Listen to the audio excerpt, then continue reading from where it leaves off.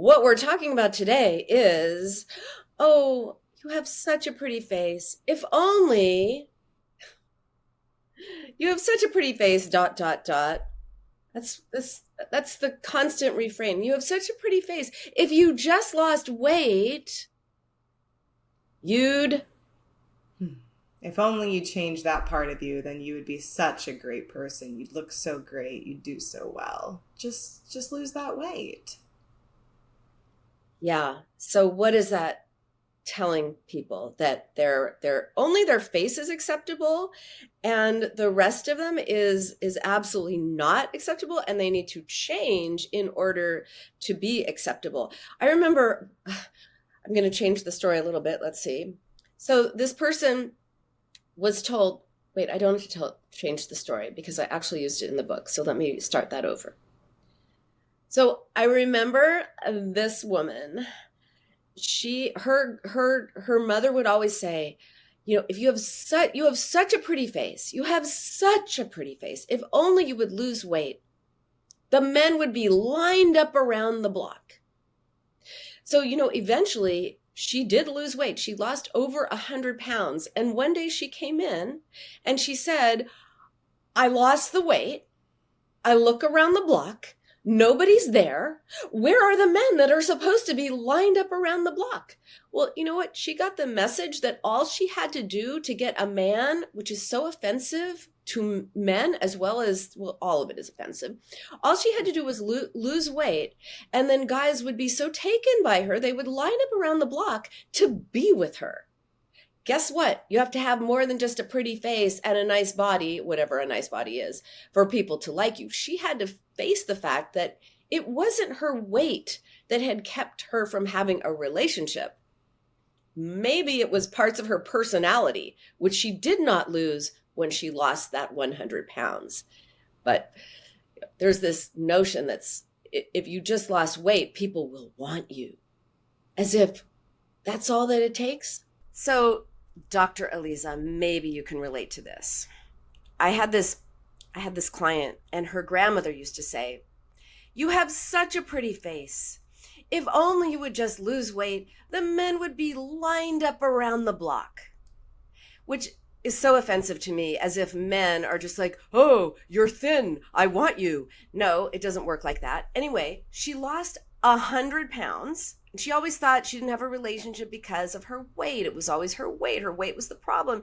After all, she had such a pretty face. All she had to do was lose weight, and then the men would be lined up around the block. Well, guess what? She lost the weight. And one day she's like, "Where are they?" I look outside my door. There are no lines of men waiting to knock upon my door. What is this? My grandmother led me astray. Well, she had to come to terms with the fact that, one, losing weight is not enough to get a guy's attention. And two, maybe it wasn't her weight that was keeping her from being in a relationship. She needed to look at aspects of her personality, perhaps, which you do not lose when you lose weight. But this is such a common idea that when you lose weight, you're going to have the life you want. You have such a pretty face. All you need to do is lose that weight, and then you'll be really good, and everyone will want you. What do you think, Dr. Alisa? I think that it's really complicated.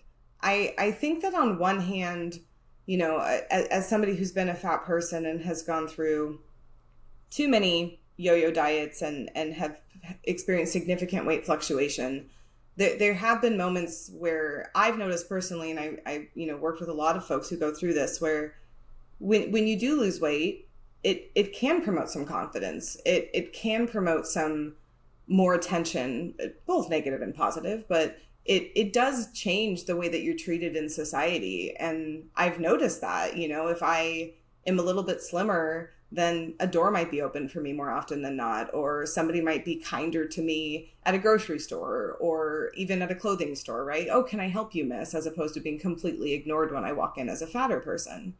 However, to speak to what you're saying, weight loss doesn't do anything internally for most people. And a lot of times when they focus on the weight loss and focus on the caloric restriction or the weight the working out, lifting weights, whatever it is that they decide to pursue, it doesn't really address those thoughts that probably came with how you were treated or your personality as you were just describing. So when and if you do lose weight and you're not treated any differently, it might be because there's other things going on. But then zooming out to this concept of the such a pretty face syndrome, it just implies that a person's worth is just completely founded on their body size. And that just infuriates me, because that means that we're inherently flawed because we're fat. And that's just forked up. Like, I hate that. And I think that that's something that a lot of people who are in fat bodies deal with all the time.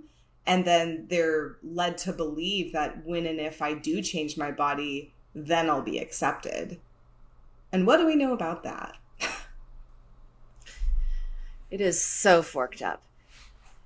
Yeah, it also let me get my thought for a second. There is a reality that people do treat you better if you're thinner. That is just a reality. But being treated better if you're thinner, which is a whole other level of fuckery in our society that we are seeking to change and challenge, that is true. But there's a whole other element to that, which is that who we are matters.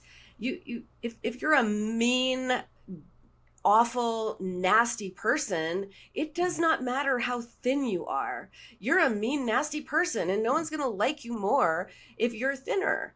And if you're a kind, loving, generous, sweet person and you lose weight, you're not going to be any more likable or lovable. Like your character counts, personality counts. Those things matter, and it has to start mattering more. It has to, pardon the expression, outweigh the number on the scale. Well said. Appropriate use of that awesome expression, actually. and you're right. I mean, weight kind of serves as a barrier to worth, the way, that when people say things like, you have such a pretty face, but, and it reinforces the idea that fatness negates any other positive trait or accomplishment. And I have a group that I started as a result of my book called T-Shirt Swing Club, and a lot of my the patients in this group come together and talk about, how fatness has impacted their life in various different ways and all these other domains in their life. And something that comes up a lot is this sort of frustration with all of us in our fat bodies having to try and make up for that, quote, deficit through being the nicest person, being the funniest person, being the most reliable person in any space that they exist in, because they're viewed as, you have all these great attributes, but that weight, and you have such a pretty face, but your curves, or but your butt is too big or too thick or too fat. And it really just dampens everything that we believe about ourselves. And oftentimes when people say you have a pretty face, but it is such a not a compliment. It's indicating that this perfection or this beauty is conditional, and it's conditional on this aspect about your weight. Like, how are we supposed to deal with that? There's also this notion that somehow beauty is or attractiveness is an accomplishment. It is not an accomplishment.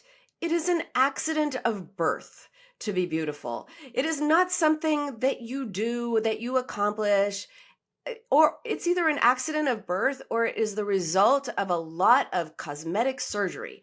That's the reality. Doesn't make you a better person, isn't an accomplishment, doesn't increase your value or anything like that. And we have to stop this idea that even the pretty face part, forget the butt, but the butt, forget the butt, which negates the you have such a pretty face. You're so good looking, but, which just negates what hold on. I had 2 sessions this morning starting at 7, and I have not had enough caffeine, so bear with me. Oh, I don't even know what I was saying. Um, yeah, this just privileges beauty as the be all and end all, or attractiveness as the thing that we're all seeking. And I once dated a guy who looked like JFK Jr. He was so handsome. He was so handsome that when we walked into a room, people would look at him. It was such an affront to my ego. Anyway, he was super handsome, but you know what? I soon realized he was also kind of boring. And the more I got to know him, the less I liked him, and the less good looking he seemed, because his personality was not there. And I broke up with him. I realized I really was more in love with New York, which is where he lived, and I would commute to New York, and it was fabulous. That I live in LA, so I was in love with New York, not with the guy. Okay, so he became much less attractive the more I got to know him. And we have to remember that people are, their beauty shines through, whatever their weight. And if you're with someone who's beautiful or good looking, but vacuous or boring or just not a nice person, they're going to start looking a lot less good looking. They're going to start looking a lot less attractive to you. And let's start thinking about who we are, not just what we look like. I also noticed that when I've been the recipient of these types of quote compliments, even though they may be intended with kindness, it just implies a whole bunch of other negativity.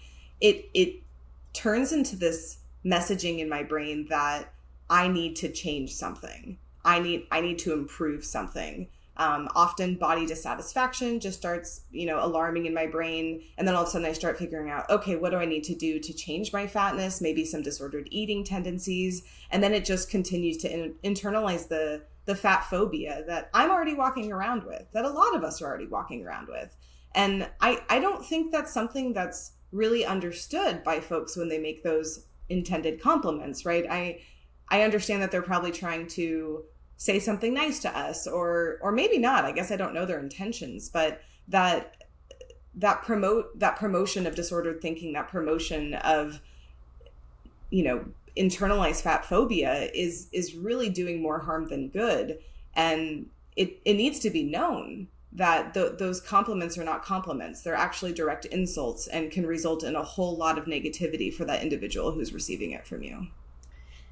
Yeah, it facilitates that kind of conditional acceptance.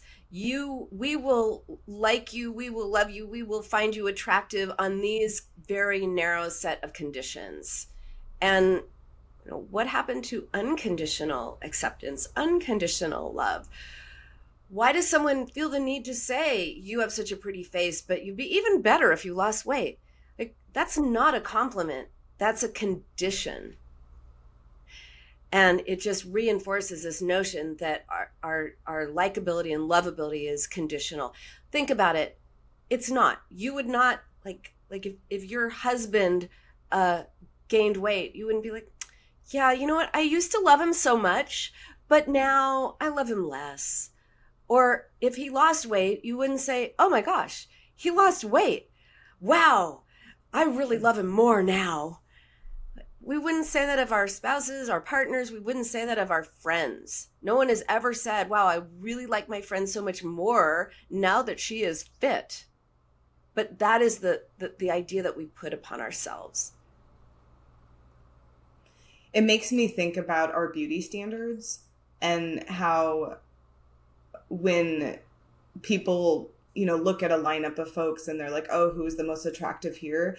It makes me wonder how many people would actually identify the person who's the most thin as the most attractive compared to the person who actually holds the most attractive features. Because I think attraction is definitely cultural. It's definitely environmental and obviously what you've seen now through social media, right? But it's really interesting to think of like, how does your brain develop a preference, I suppose, for what beauty is? Right. And how much does that get affected when we see people that are just thin, thin, thin, thin, thin? And then when we do see somebody who is beautiful and they are in a fatter body, do we start making some sort of contingencies about it? Do we actually allow ourselves to think that they're beautiful, or do we feel bad, or do we feel this internalized message, well, they would be more beautiful if they lost weight, right? And I notice that comes up a lot for myself too, as somebody who's grown up in a fat body and always viewed the popular people, the thinner people, as beautiful, and hoping that eventually I would become beautiful when I lost that weight eventually, right? Like whenever that would be, whenever that 20 pounds, 30 pounds came off. And I remember then seeing a fatter person in a few grades older than me, and she was gorgeous and she was fat. Surprise, surprise. And she became my mentor. I was like, okay, if I can look something like this person, if I can embody her personality traits, because she had such charisma. She was confident. She was kind. She was smart. She was fat. She was beautiful. And I was like, that is the person I want to become.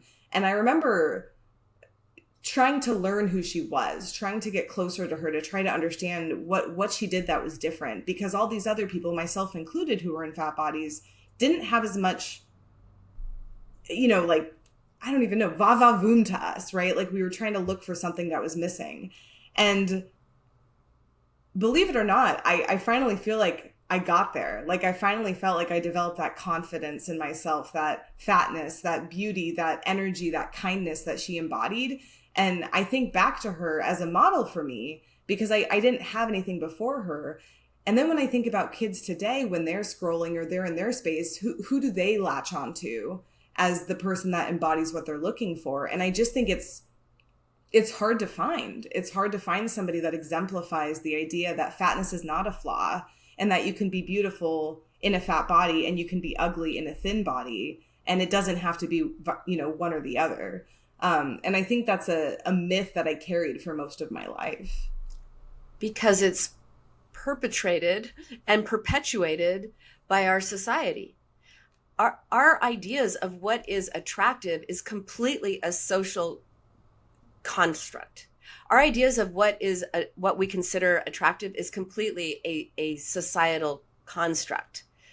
There was a time when what we would call fat was preferred. And why? Because it meant a symbol of status. You had money to go and eat and all of that stuff. So, and whenever this was, 1700s, 1800s, before, I don't know. But it was considered like a sign of being prosperous. So it was good, or people were wanted to have boyish figures in the 20s. Why? Because people could sell all these new kinds of clothes. And then in the 40s, being skinny was considered unacceptable. And there are, if you look at old ads from the 40s, there are pictures of like skinny women on the beach looking sad. And the slogan is like, are you thin? Are you skinny? Gain weight with this special thing, Marilyn Monroe was considered the most beautiful woman in the world, and she would be plus size by our standards for much of, her weight fluctuated, but for much of the time, we would consider her fat. So it's completely a construct. And if it's a construct, we can deconstruct it and construct a new way of being, of thinking, and of conceptualizing what it is to be attractive. And the reality is it's not thin or fat. It's from thin to fat. Yeah. And I also am thinking about it, when these comments come out of people's mouths, it almost seems like this like backhanded form of masking fat phobia, right? Like as if they have this belief about you when they speak. It's like this way of getting at you without feeling responsible for it. And you're right, Dr. Dina, it is a socially constructed concept that we've all kind of attached to. And I'm curious what you think. Like, what is it going to take for us to challenge that and to go in a more accepting kind of approach to what beauty includes? Well, it's to challenge diet culture, the $60 billion business that wants to keep you thinking that fat is terrible, and fat can be 5 pounds overweight, 10, 20, 100, 200, whatever it is. It's something over the ideal that then you have to go and buy the latest diet book and then the latest diet food and all the things. Like, diet culture is very invested in keeping you feeling like you're fat or feeling fat or thinking you're fat or any of those things, because it's got to it's got to continue with $60 billion, probably more than $60 billion at this point. So it's challenging that idea that there's only one way of being. There's only one way of being pretty. There's only one way of being handsome. And to have a more inclusive perspective, there are a lot of different ways. It's like saying, well, you can only be, what was it, in the 70s, you're only pretty if you're blonde with blue eyes and, I don't know, 5'10" and 98 pounds. Like, that was the ideal. And thankfully things started to change, and they're continuing to change, and we all have to be soldiers in this battle against diet culture, that keeps us boxed into this very, very narrow view of what is acceptable, and also keeps us focusing on our weight. When we are so focused on our weight, don't we have other things to think about? Weighty matters? Don't we have thoughts, ideas, beliefs, ambitions, joys, hates, all the things? We have a lot on our mind. But when we keep ourselves thinking so small, we stop ourselves from being all that we can be as people, and that's a tragedy. It's a major tragedy. And I think another thing, because, challenging that mega billionaire industry feels like a whole lot of work. But I also appreciate that it's necessary. And maybe on like a person to person level, when you do receive a comment from somebody that is indicating you are not enough, or that your weight is disrupting this standard of beauty, it might be interesting to respond a little bit differently. Instead of clamming up or even saying thank you, which I know I did that a lot, is to say something back like, I like how I look now, all of me, thank you. And kind of reclaiming that space of the way you view about yourself. And that might shake them up a little bit. I did that recently, actually, because somebody was commenting on some recent weight loss that I'd experienced. And they came at me and said, wow, I like the way you look better now compared to your previous body, which the only thing that has changed is my weight, nothing else. And I said, wow, that's interesting. I've always liked the way I look. Thank you. And they did not know how to respond to me. And they almost felt like I insulted them, when in reality, they were the ones who insulted me. And I think moments like that are going to be really impactful. And even if that person goes and does another fat phobic comment somewhere else, at least they know they can't do those around me now. And maybe that's a little bit of change, right? And I know that sometimes small change can feel like low impact, but I think when you add up enough of them, it can feel really good. And these messages start so early. I think I may have talked about this before, but both my daughters have always, from the time they were babies, gotten the, oh my gosh, they're so beautiful. Oh, you must be so proud. And I would be like, you know what? I'm proud of the fact that they're feisty and they're curious and they're whatever. I'm not proud of them because they're cute and beautiful or whatever. And I would notice that little boys would get the message of, oh, you're such a little man, you're such a little dude, look at you. And but daughters, girls got the, oh, you're so sweet and beautiful, you know. So we have to start early and be really aware of our language, the language we use to babies, children, adults, ourselves. I would tell my girls, look, it's nice to be considered pretty and beautiful. Who doesn't like a compliment? Of course, but it doesn't mean anything about you. What means, it's nice, but it's pretty much meaningless. What's meaningful is that you try hard, that you're smart, that you're creative, that you're nice, that you're kind to people, that you're thoughtful. Those are the things that are beautiful about you. And let's give that message to others and to ourselves, and stop buying into this idea and ideal of if you look a certain way, then you're going to be acceptable to yourself and others. No. Hmm. Yeah, I appreciate what you're saying, Dr. Nina. Is this a concept of encouraging different language, new language, right? Because I think for all of us, this probably feels a little bit different, a little bit uncomfortable, because while these words that have been exchanged regarding beauty are familiar, they're unkind and they're incomplete and they're outdated. And it's time to update our software, if you will, and learn to talk about ourselves in ways that are actually lifting ourselves up, empowering one another. And it's not too difficult to replace those words, as Dr. Nina just demonstrated. When you receive a compliment about one of your children or a friend or yourself, and you notice that it is purely appearance focused, maybe think about all the other things that make that person them, why you like them if it's a friend, why you adore them if it's your child, why you adore it yourself, right?